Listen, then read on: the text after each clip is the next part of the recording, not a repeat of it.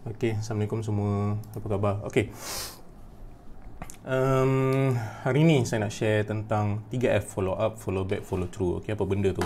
So, insyaAllah saya akan terus start. Assalamualaikum Habib. Mungkin ada juga yang on pagi ni. Saja buat live pagi. Okay, hopefully kawan-kawan kita start hari lebih awal and kita boleh buat apa yang patut kan, walaupun tengah lockdown ni, insyaAllah.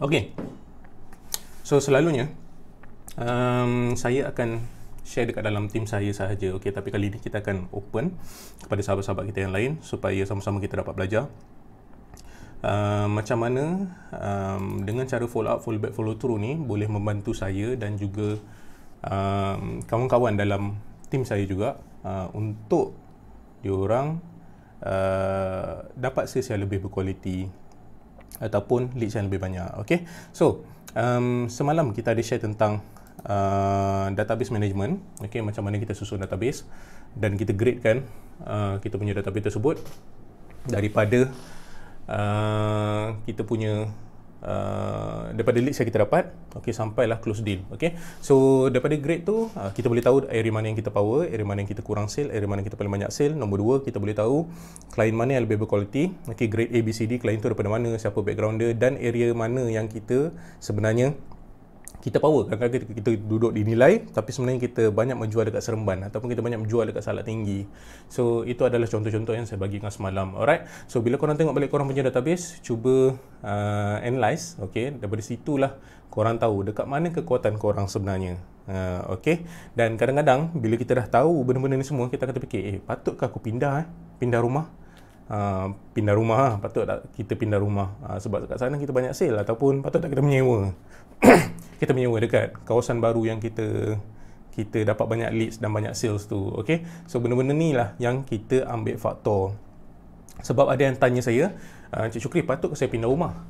Okay, ataupun diorang tanya, patut ke saya ulang-alik hari-hari ada yang daripada Seremban sampai ke Puncak Alam kan. So dia tanya macam tu. So jawapan saya adalah it depends, okay, keperluan masing-masing. Tapi katakanlah kalau kita hari-hari ke tempat yang jauh, why not pindah ke sana, okay, mengurangkan kos minyak tol dan juga mengelakkan kita asyik-asyik membazirkan masa dengan roadblock. Okay, itu pendapat saya lah. Alright, so kejap lagi saya akan share kepada korang kenapa 3F ni penting. Okay, 3F ni sebenarnya adalah follow up, follow back, follow through. So apa benda follow up, follow back, follow through ni? Okay, so yang pertama adalah follow up. Follow up ialah follow up klien yang kita dah call, okay, kita dah contact, kita follow up semula. Itu follow up lah. So sebagai contoh, ada orang kita call owner untuk dapatkan leads, okay, untuk dapatkan listing. Lepas tu dia busy, selepas few days kita contact asyik tak dapat. So apa kita nak kena buat? Kita follow up semula. Okay, so itulah follow up. So follow back pula, orang yang contact kita contact dia balik. Okay, and then follow through adalah kita follow through the network. Okay, kita follow through the network. So kalau kita follow through the network, apa yang kita buat adalah kita minta referral. Okay, so far benda ni menjadi, dan Alhamdulillah so far saya buat, orang tanya macam mana you boleh dapat leads banyak. One of the way adalah kita gunakan cara ini. Okay, so follow up, follow back, follow through the network. So kita just minta lah, ask for referral. Assalamualaikum Tuan Azim, ada tak family member ke kawan saudara mara yang nak jual rumah dekat kawasan ni? Okay, especially kalau kita ada banyak potential buyer dekat kawasan tersebut. Okay, itulah yang saya lakukan. Alright, so follow up, follow back, follow through. Okay, okay, so hari ni kita akan sembang pasal topik tersebut. Kalau anda tengok saya punya database semalam, okay, sekejap saya cuba share screen. Okay, kalau anda tengok saya punya database management punya sharing semalam, saya ada kongsikan tentang perkara tersebut. Okay, so kalau korang tengok balik, sebenarnya misi kita, okay, bila kita buat leads management, okay, selalunya kita hanya fokus untuk dapatkan leads yang baru, betul? Okay, kita dapatkan leads yang baru. So raw leads. So to be honest, kawan-kawan semua, raw leads ni melibatkan banyak sangat kos. Okay, sebelum dia jadi leads kita dapat raw data. Okay, raw data, ataupun kita buat something lah, engagement Facebook ke, Google ke, macam-macam lah. Okay, master list ke, cold call ke. Okay, so daripada raw data ni, okay, berapa ramai yang masuk dalam kita punya funnel. So dia jadi leads. Okay, so leads yang ada database, berapa ramai. Okay, daripada raw ni, berapa ramai masuk dalam leads kita. Okay, mungkin daripada 10,000 yang masuk leads kita mungkin 100, ataupun 10,000 yang masuk kita mungkin 100. Okay, so ataupun 1,000 yang masuk mungkin 100. So itulah menunjukkan percentage kita. Okay, percentage daripada raw data untuk menjadi lead kita berapa banyak. So benda ni penting. Kenapa? Orang dia tak akan masuk dalam kita punya corong funnel ni kalau tak ada, yang pertama sekali adalah trust. Okay, dalam market terdapat banyak skeptical. Tak nampak pula kat sini. Okay, dalam market terdapat banyak skeptical tentang ejen. Okay, tak kisahlah ejen apa pun. Sorry tulisan saya. So skeptical ni antaranya adalah, contohnya kalau kita jual produk, okay, kita beli dekat kedai lebih murah kot daripada beli dengan ejen. Ejen markup je. Normally macam tu lah orang akan fikir. Ataupun kalau kita beli dengan kita ejen hartanah, orang akan kata, baik direct dengan owner je ataupun sailang je. Okay, lebih mudah. Ataupun direct dengan pembeli, kita iklan sendiri kat mudah.my, semua tu lebih mudah. Kebanyakan mereka merasakan macam tu. Tapi sebenarnya it's not easy as that lah kan. So that's why kita kena build trust. That's why kalau kita nampak kadang-kadang kawan-kawan kita post kat social media, aktiviti diorang, selfie apa semua tu, sebenarnya diorang nak create trust lah. Okay, diorang nak create trust, bukan setakat trust untuk diorang sendiri ataupun untuk klien yang diorang nak tackle, ataupun yalah untuk diorang dapatkan lebih banyak rumah yang nak dijual. Kadang-kadang trust ni diorang buat aktiviti trust ni diorang nak buat untuk dapatkan dua benda. Okay, satu, diorang nak dapatkan leads, okay, daripada referral, ataupun orang tengok, oh dia ni aktif lah, bolehlah bagi dia rumah untuk dijual. Normally macam tu. Satu lagi, diorang nak dapatkan confidence daripada co-A partner. Sebagai contoh, okay, kalau orang tu dia menjual 1 unit 1 tahun berbanding dengan orang yang menjual 5 unit 1 tahun, of course ejen-ejen tanah yang perform ataupun yang aktif, diorang akan lebih cuba rapat untuk orang yang menjual 5 unit setahun. Sebagai contoh lah, kalau 5 unit setahun, apatah lagi kalau orang tu jual 5 unit sebulan. Okay, kenapa? Bila diorang ada listing, okay, kawan-kawan co-A yang aktif inilah yang akan bantu menjualkan listing diorang.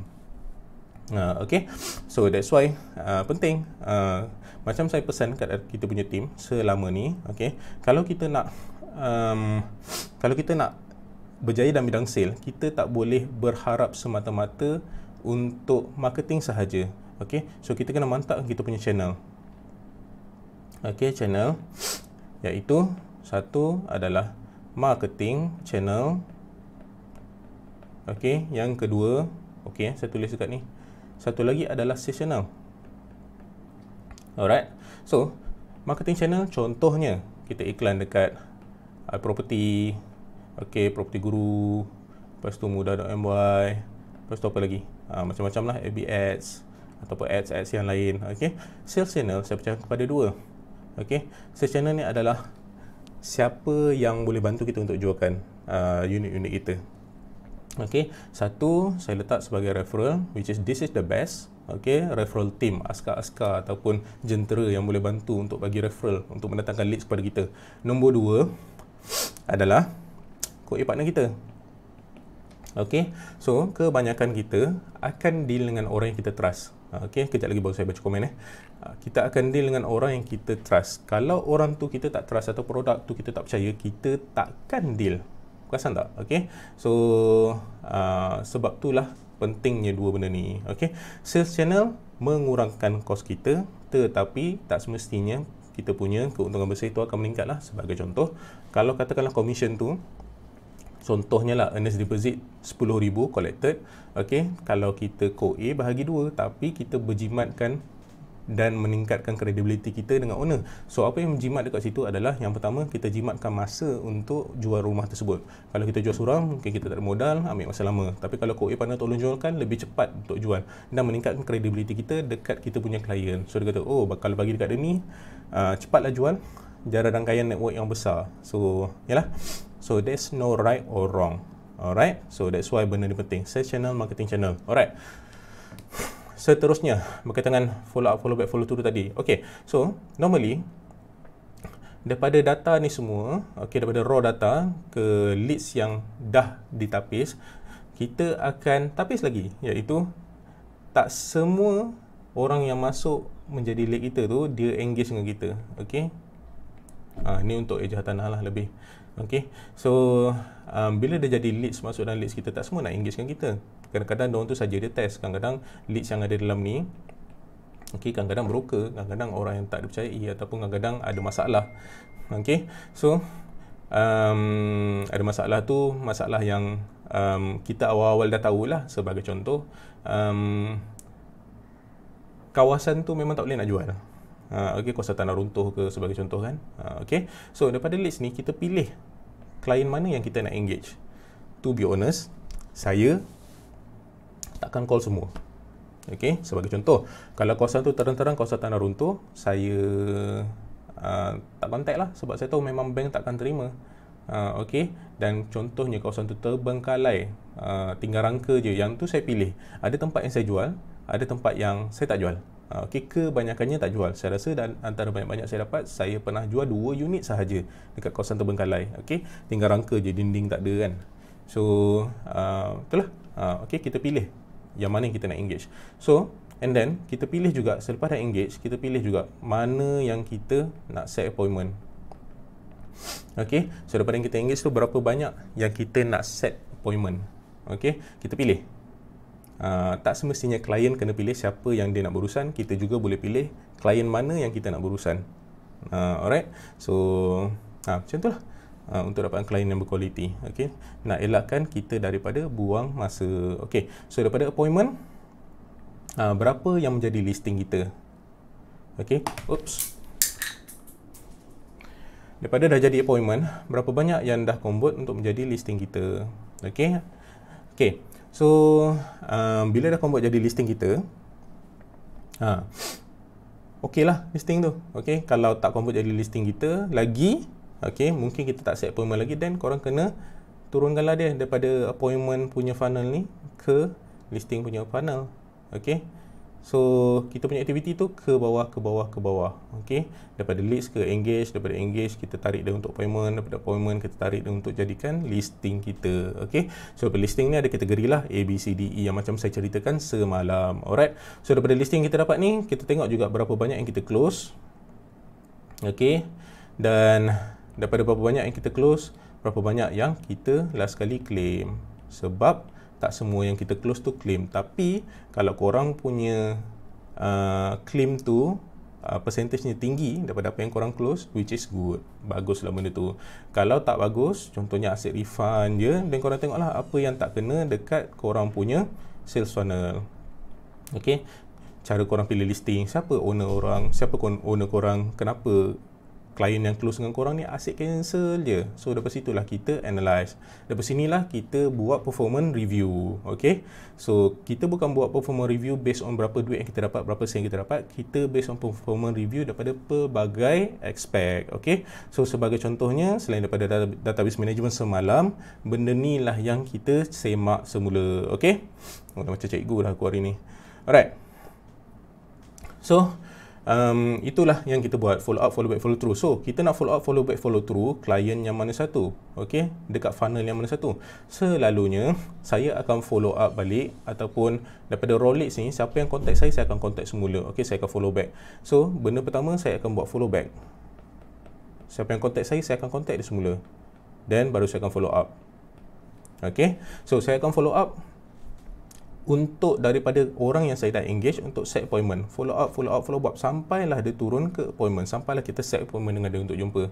Okey, ataupun daripada appointment tu, okey, ada listing yang kita ambil terus, ada yang kita tak jadikan dia listing lagi. Sebab apa? Selalunya kadang-kadang harga terlalu mahal.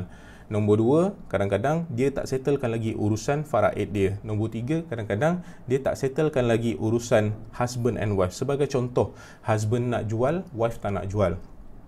So saya suruh diorang settlekan hal orang dulu, barulah saya ambil unit tu untuk dijual. Okay, so itu maksud saya daripada appointment. Kenapa Cik Syuk tak tarik semua ke kadar listing? Tak, saya minta macam tu dulu. Sebab apa? Katakanlah kalau saya dah close deal tu, okay, tiba-tiba husband okay, wife-nya tak okay, okay, ada cerita di belakang kain yang kita tak tahu. Alright, so membazir, kita close dah spend, okay, dah suruh co-A partner kita jualkan, tiba-tiba jadi macam ni. So apa yang akan jadi? Berbalik semula kepada channel, co-A partner kita akan hilang trust. So bila diorang hilang trust, diorang nak tolong tak jualkan unit kita lagi? Takkan punya. Okay, listing Syukri nasib banyak masalah je, baik aku ambil iklankan unit orang lain, sebab diorang ni spend duit untuk iklankan unit kita. Okay, so that's why saya selalu pesan kepada semua, janganlah membazir masa. Okay, tapis betul-betul dulu. Tapi tapis tu adalah cara dia. Janganlah kita tapis semua beria-ria kan, sampai klien pun takut nak deal dengan kita. Okay, so adalah caranya. Alright, so this is one of the way. Alright, so daripada sinilah baru kita tengok follow up, follow back, follow through. Okay, follow through the network. Contohnya saya jual kepada owner, jualkan rumah owner ataupun buyer, and then saya minta dia punya referral, saya minta dia punya networking. So soalannya, alamak tak nampak belakang tu. So selalunya saya akan minta referral lah daripada klien yang kita dah close.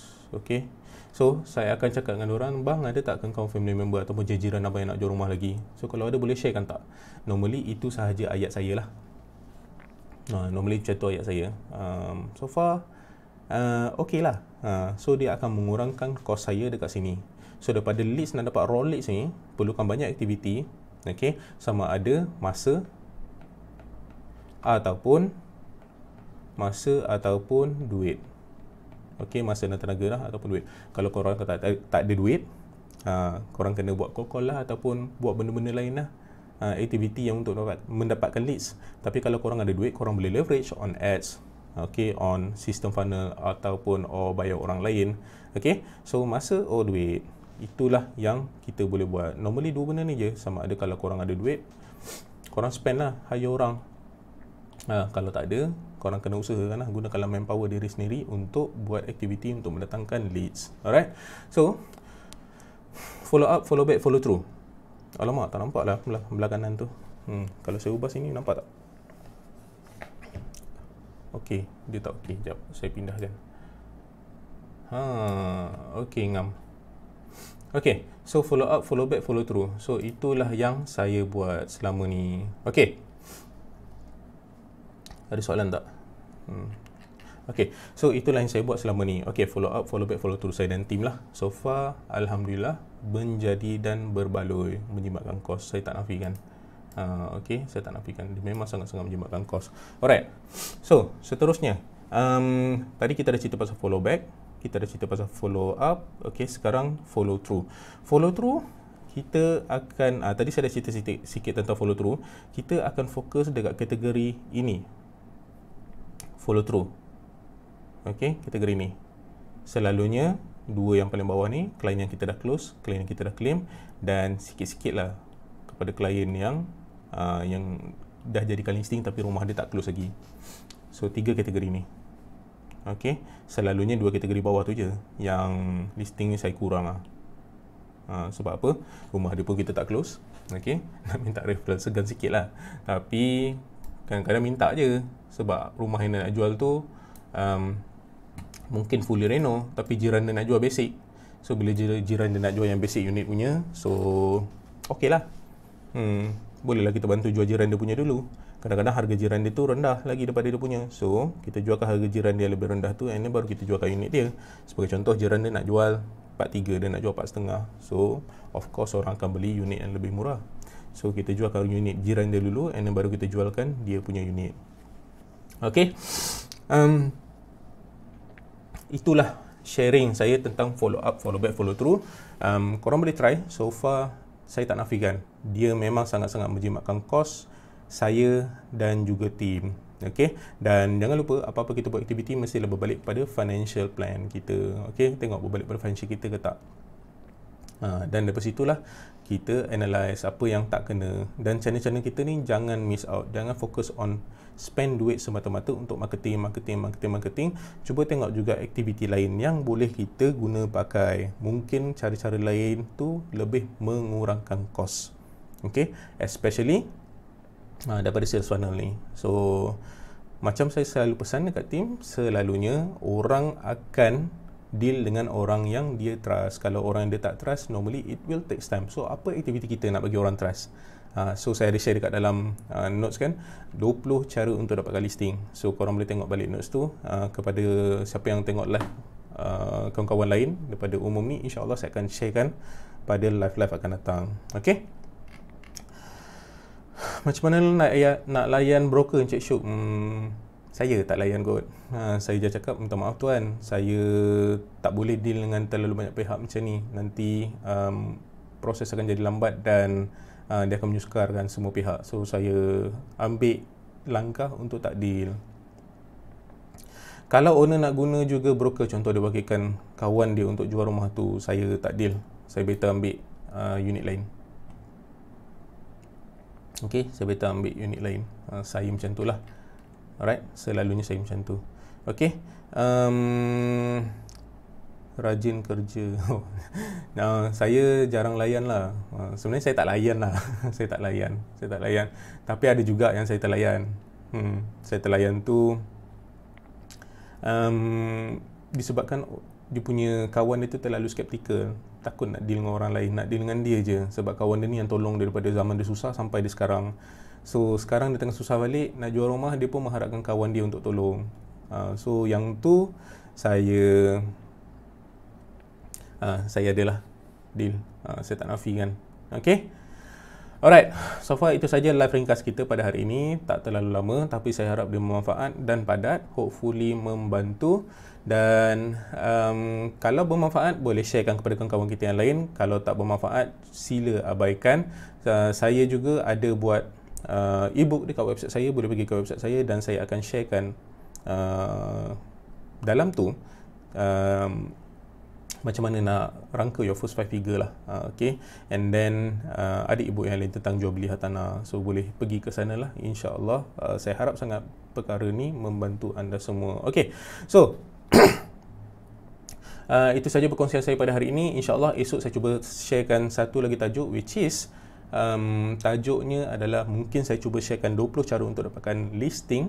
Okay, listing. Mungkin cara ni sesuai dengan ejen hartanah dan juga ejen-ejen lain. Kalau korang jual barang-barang lain lah, kalau ada dalam live saya ni ejen-ejen produk ataupun ejen services yang lain. Okay, so tapi saya utamakan kepada ejen hartanah seperti saya. Okay, sebab kita sama industri. Alright, sekian itu sahaja. Terima kasih semua. Assalamualaikum.